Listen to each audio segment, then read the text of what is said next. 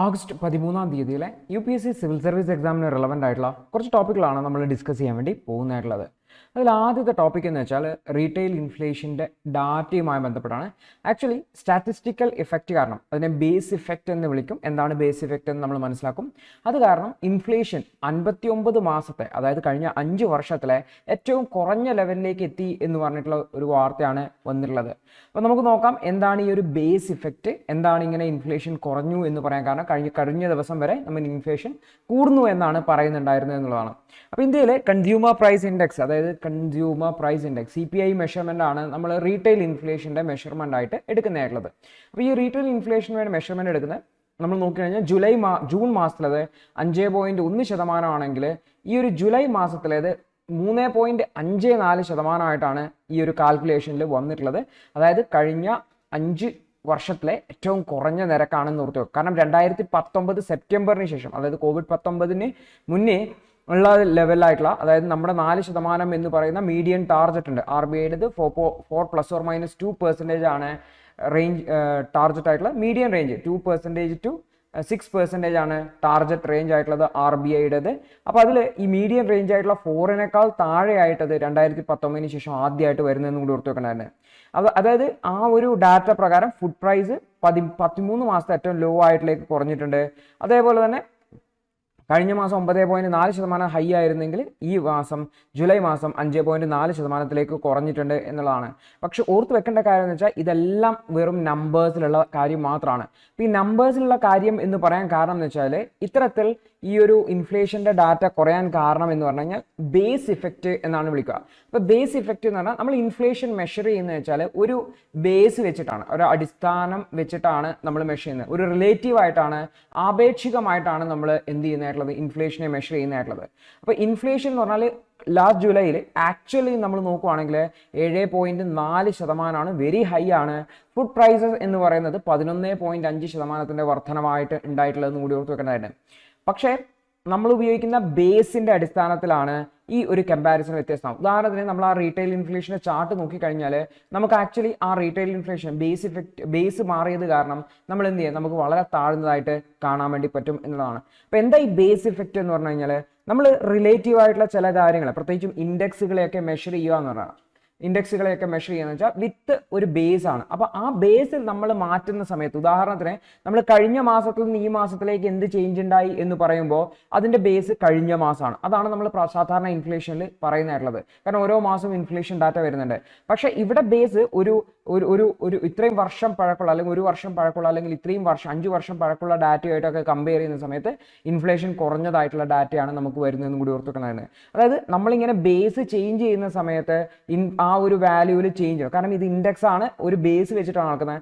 Base change ചെയ്യുന്ന സമയത്ത്, അല്ലെങ്കിൽ നമ്മൾ എന്തുമായിട്ട് ആപേക്ഷികമായിട്ടാണോ അളക്കുന്നത്, ആ ബേസ് ചേഞ്ച് ചെയ്യുന്ന സമയത്ത് നമുക്ക് ഇത്തരത്തിലുള്ള ഇൻഫ്ലേഷൻ മെഷർമെൻറ്റിലൊക്കെ എന്ത് ഉണ്ടാവും, ചേഞ്ചസ് ഉണ്ടാവാം എന്നുള്ളതാണ്. അപ്പോൾ ആക്ച്വലി ഇത് ഓർത്ത് വെക്കേണ്ട കാര്യം വെച്ചാൽ ഇതിൻ്റെ അർത്ഥം എന്ന് പറഞ്ഞു കഴിഞ്ഞാൽ ഇൻഫ്ലേഷൻ കുറഞ്ഞു എന്നല്ല, ജസ്റ്റ് ആ ബേസ് ചേഞ്ച് ചെയ്യുന്ന സമയത്ത് ഇൻഫ്ലേഷൻ വാല്യൂ കുറഞ്ഞു എന്നുള്ളതാണ്. നമുക്ക് ഈ ഗ്രാഫിൽ നിന്ന് വളരെ വ്യക്തമായിട്ട് മനസ്സിലാക്കാൻ വേണ്ടി പറ്റും.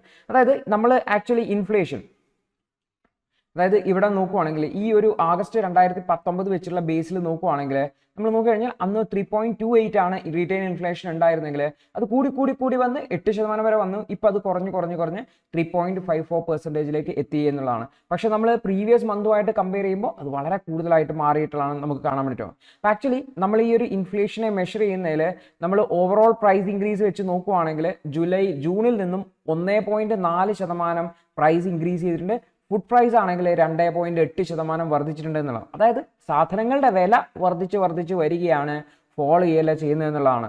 അതേസമയത്ത് ഫുഡും എനർജിയും ഒഴിവാക്കി കഴിഞ്ഞാൽ കോർ ഇൻഫ്ലേഷൻ എന്ന് പറയുന്നത് 3.5%-3.5%-ലാണ് വരുന്നത്. ജൂണിൽ 3.1% ആണ്.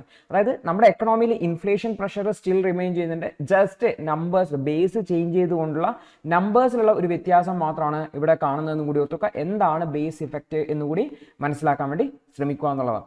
അടുത്താണ് NIRF നാഷണൽ ഇൻസ്റ്റിറ്റ്യൂട്ട് റാങ്കിങ് ഫ്രെയിംവർക്കിൻ്റെ റാങ്കുകൾ വന്നിട്ടുണ്ട്. IIT മദ്രാസ് ആണ് ഈ ഒരു ടോപ്പ് സ്പോട്ടിൽ വന്നിട്ടുള്ളത്. കഴിഞ്ഞ 6 വർഷമായിട്ട് അവർ തന്നെയാണ്. അപ്പോൾ നമുക്ക് നോക്കാം എന്താണ് NIRF റാങ്കിങ്, എന്താണ് അതിൻ്റെ ഡീറ്റെയിൽസ് എന്നുള്ളത്. നമ്മുടെ രാജ്യത്തെ ഹയർ എഡ്യൂക്കേഷൻ ഇൻസ്റ്റിറ്റ്യൂട്ടുകളെ റാങ്ക് ചെയ്യുന്നതിന് വേണ്ടിയിട്ടുള്ള ഒരു റാങ്കിങ് ഫ്രെയിം വർക്കാണ് NIRF എന്ന് വിളിക്കുന്നത്. അതിൽ IIT മദ്രാസ് ആണ് ടോപ്പ് ഇൻസ്റ്റിറ്റ്യൂഷനായിട്ട് വന്നത്. 2019 മുതൽ തന്നെ അവർ തന്നെയാണുള്ളത്. അതുപോലെ തന്നെ എഞ്ചിനീയറിംഗ് വിഭാഗത്തിലും IIT മദ്രാസ് ആണ് ഏറ്റവും ടോപ്പിലുള്ളത്. ഇനി ടോപ്പ് മാനേജ്മെന്റ് ഇൻസ്റ്റിറ്റ്യൂട്ട് ആയിട്ടുള്ളത് IIM അഹമ്മദാബാദ് ആണ് വരുന്നത്. മെഡിക്കൽ സയൻസിലെ all India institute of medical science ന്യൂഡൽഹിയാണ് വരുന്നത്. Indian institute of science Bengaluru ആണ് യൂണിവേഴ്സിറ്റി അതുപോലെ തന്നെ റിസർച്ച് കാറ്റഗറിയിൽ ടോപ്പിൽ വന്നിട്ടുള്ളതെന്നും കൂടി ഓർത്തു വയ്ക്കേണ്ടതായിട്ടുണ്ട്. അപ്പോൾ ആക്ച്വലി 16 കാറ്റഗറിയിലാണ് റാങ്ക് പബ്ലിഷ് ചെയ്തിട്ടുള്ളത്. കഴിഞ്ഞ വർഷത്തേക്കാൾ 3 കാറ്റഗറി അധികമായിട്ടുണ്ട്. അപ്പോൾ ഈ open universities, skill universities, state public universities എന്നിങ്ങനെ 3 കാറ്റഗറീസും എത്തിയിട്ടുണ്ടെന്ന് ഓർത്തുക. അപ്പോൾ ഓവറോൾ നോക്കുകയാണെങ്കിൽ IIT മദ്രാസ് ആണ് ടോപ്പ് യൂണിവേഴ്സിറ്റി IISc ബാംഗ്ലൂരു ആണ്. സ്റ്റേറ്റ് യൂണിവേഴ്സിറ്റിയിൽ ഏറ്റവും ടോപ്പ് അണ്ണാ യൂണിവേഴ്സിറ്റി ആണ് എന്നുകൂടി ഓർത്തു വയ്ക്കേണ്ടതാണ്. പ്രത്യേകിച്ചും നമ്മുടെ കേരളത്തിലെ കേരള യൂണിവേഴ്സിറ്റി 9ാമത്തെ റാങ്കിൽ വന്നിട്ടുണ്ട് സ്റ്റേറ്റ് യൂണിവേഴ്സിറ്റികളിൽ എന്നുകൂടി ഓർത്തു വെക്കാം. ബാക്കിയെല്ലാം മറ്റ് യൂണിവേഴ്സിറ്റികളാണ്. ഇനി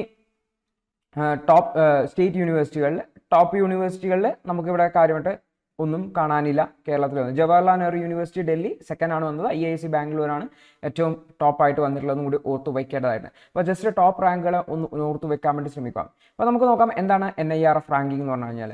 NIRF എന്ന് പറഞ്ഞാൽ നാഷണൽ ഇൻസ്റ്റിറ്റ്യൂഷണൽ റാങ്കിങ് ഫ്രെയിം വർക്കാണ്. നമ്മുടെ രാജ്യത്തെ ഉന്നത വിദ്യാഭ്യാസ സ്ഥാപനങ്ങളെ റാങ്ക് ചെയ്യുന്നതിനുള്ള ഒരു ഫ്രെയിം വർക്കാണ്. അപ്പോൾ ആക്ച്വലി ഇതിന് ഒരുപാട് പാരാമീറ്റേഴ്സ് ഉണ്ട്. അതുപോലെ തന്നെ വ്യത്യസ്തമായിട്ടുള്ള മെത്തഡോളജി ആണ്. അപ്പോൾ ഇത് ചെയ്യുന്നത് മിനിസ്ട്രി ഓഫ് എഡ്യൂക്കേഷൻ ആണ്. 2015 മുതൽ ഇത് ലോഞ്ച് ചെയ്തിട്ടുണ്ടായിരുന്നു. അതിനുശേഷം നല്ല എഫേർട്ട് എടുത്തുകൊണ്ട് എന്ത് ചെയ്യുന്നുണ്ട്, നമ്മുടെ രാജ്യത്തെ ഉന്നത വിദ്യാഭ്യാസ സ്ഥാപനങ്ങളെ റാങ്ക് ചെയ്യുന്നത്. എന്താ ഉപയോഗം? നമ്മളൊരു ജോയിൻ ചെയ്യാൻ പോകുമ്പോൾ നമുക്ക് ചൂസ് ചെയ്യാം അല്ലേ. അതുപോലെ തന്നെ നമ്മുടെ രാജ്യത്തെ വിദ്യാഭ്യാസ സ്ഥാപനങ്ങളുടെ നിലവാരം എന്തുണ്ട് എന്നുള്ളത് നമുക്ക് മെഷർ ചെയ്യാൻ വേണ്ടി പറ്റും. ഈവൻ നമുക്ക് കഴിഞ്ഞ വർഷവുമായി കമ്പയർ ചെയ്യുമ്പോൾ എന്ത് മാറ്റമാണ് ഈ ഒരു വിദ്യാഭ്യാസ സ്ഥാപനങ്ങൾ, മുന്നോട്ടാണോ പിറകോട്ടാണോ എന്നൊക്കെ നമുക്ക് മനസ്സിലാക്കാൻ വേണ്ടി പറ്റും. അപ്പോൾ ഈ ഒരു വിദ്യാഭ്യാസ സ്ഥാപനങ്ങളിലെ ഓരോ പ്രവർത്തനങ്ങൾക്കും വെയിറ്റേജ് അലോക്കേറ്റ് ചെയ്തിട്ടുണ്ട്. അപ്പോൾ ആ വെയിറ്റേജ് അനുസരിച്ചാണ് ഇൻസ്റ്റിറ്റ്യൂഷൻസിന്റെ റാങ്ക് നിർണ്ണയിക്കപ്പെടുന്നതെന്ന് ഓർത്തുക. അതായത് വിവിധ റാങ്കിങ് ഉണ്ട്. Overall, research institution, university, college, specific discipline, engineering, management, pharmacy, law, അങ്ങനെ സെപ്പറേറ്റ് ആയിട്ടുള്ള ഗ്രൂപ്പിംഗുകൾ ഉണ്ട് എന്ന് കൂടി ഓർത്ത് വെക്കുന്നതാണ്.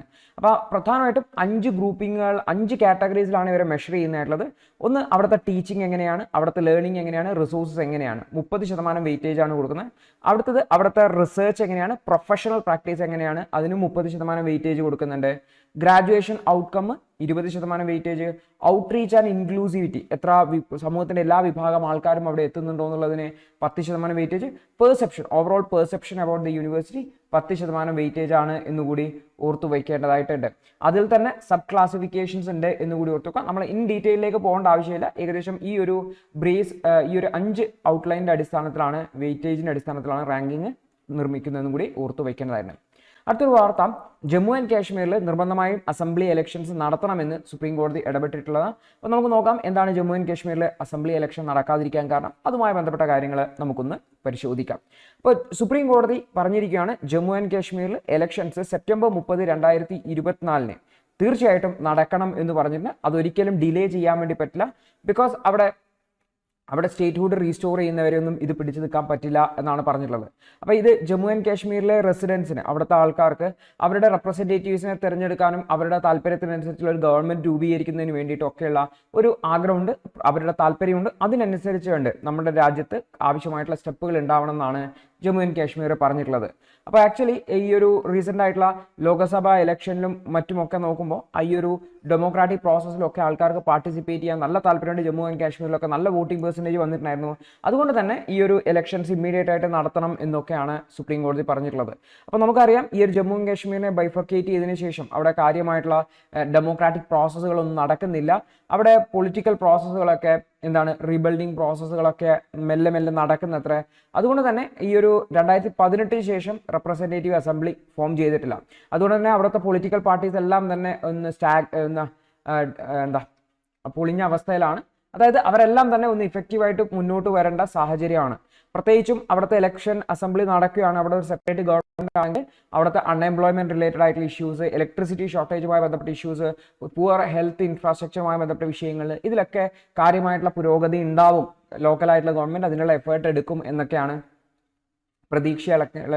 അപ്പോൾ ഇത്തരത്തിലുള്ള ഈ ഒരു ഗവൺമെന്റിന്റെ ഇലക്ഷൻ നടക്കാത്തത്, അസംബ്ലി ഇലക്ഷൻ നടക്കാത്തത് അവിടുത്തെ ജനങ്ങളുടെ പ്രതീക്ഷയുടെ തന്നെ മങ്ങലേൽപ്പിക്കുന്ന ഒരു സാഹചര്യത്തിലേക്ക് എത്തിയിട്ടുണ്ട്. അതുകൊണ്ട് തന്നെ വളരെ വേഗത്തിൽ ആ ഒരു ഇലക്ഷൻ നടത്തണം, അവിടുത്തെ ജനപ്രതിനിധികളെ തിരഞ്ഞെടുക്കണം, അവരുടേതായിട്ടുള്ള ഒരു ഗവൺമെന്റ് അവിടെ അധികാരം നടത്തണം എന്നാണ് പറഞ്ഞിരിക്കുന്നതെന്ന് കൂടി ഓർത്ത് വെക്കണം. അപ്പോൾ ആക്ച്വലി ഈ ഒരു ഡെമോക്രാറ്റിക് പ്രിൻസിപ്പിൾസ് ജമ്മു ആൻഡ് കാശ്മീരിൽ ഇംപ്ലിമെന്റ് ചെയ്യപ്പെടുന്നുണ്ട്. ആ ഡെമോക്രസി അവിടെ ഇംപ്ലിമെന്റ് ചെയ്യപ്പെടുന്നുണ്ട്. അവരുടേതായിട്ടുള്ള ഒരു ഗവൺമെന്റിനെ രൂപീകരിക്കാനുള്ള സാഹചര്യം ഒരുക്കുന്നുണ്ട് എന്നുള്ളത് അവിടുത്തെ ജനങ്ങളുടെ വിശ്വാസം ഇന്ത്യയിലെ അല്ലെങ്കിൽ ഇന്ത്യൻ ജനാധിപത്യത്തിൽ വർദ്ധിപ്പിക്കുന്നതിന് കാരണമാവും.